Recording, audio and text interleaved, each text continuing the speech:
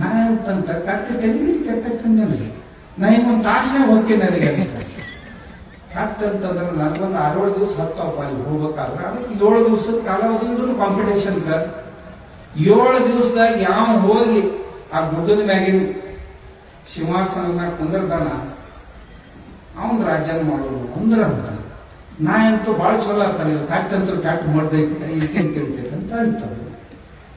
ಅಂದ ಕೂಡಲೇ ಮರುದಿವ್ಸ ಮುಂಜಾನೆ ಕತ್ತಿ ನಾಯಿ 2 ಕೂಡ ಹೊಂಟು ಕತ್ತು ಹೊಂಟು. ಕತ್ತಿಗೆ ಏನು ಸಮಸ್ಯೆ ಇರಲಿಲ್ಲ, ಸಾವಕಾಶ ಹೋಗ್ತಿರ್ತ ಅದು. ನಾಯಿ ದಡ ದಡ ಹೊಂಟು. ನಾಯಿ ಗ್ಯಾಂಗ್ ಬಂದು ಊರಾಗ ಮೊದಲನೇ ಊರಾಗ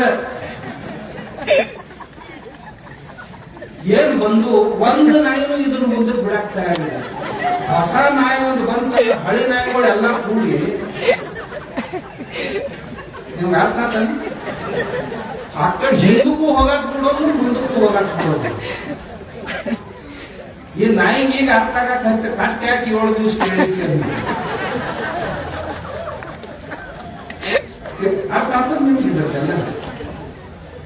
ಇವೇನ್ ನಮ್ಮ ಹಳೆ ನಾಯಿಗಳು ಅದಾವಲ್ಲ, ನಾಯಿಗಳಿಗೆ ಹೆಂಗಿನ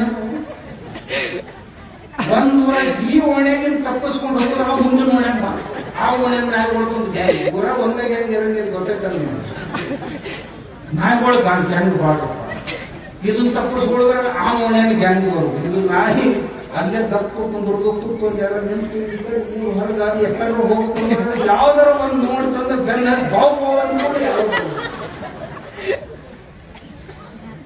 7 ದಿವಸ ಆದ್ರೂ ನಾಯಿ 2ನೇ ಊರಾಗ ಇರ್ತೀನ.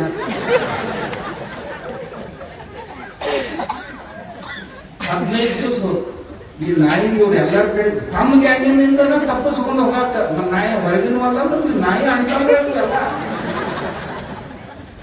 ಹೊರಗಿನ ಯಾವಾರಾದ್ರೆ ಎತ್ತುಗಳು ಆಟಗಟ್ಟಿದ್ರಿ ಅಂದ್ರೆ ಅನ್ನಕ್ ಬರ್ತಿದ್ದು, ಎಮ್ಮಿಗಳು ಆಟಗಟ್ಟಿದ್ರಿ ಅಂದ್ರೆ ಅನ್ನಕ್ ಬರ್ತಿದ್ದು. ನಾಯಿಗಳು ನಾವು ಅವ್ರ ಅಣ್ತಂದ್ರೆ ಆಟಗಟ್ಟು ಕಡಿಮೆ ಹೋತು.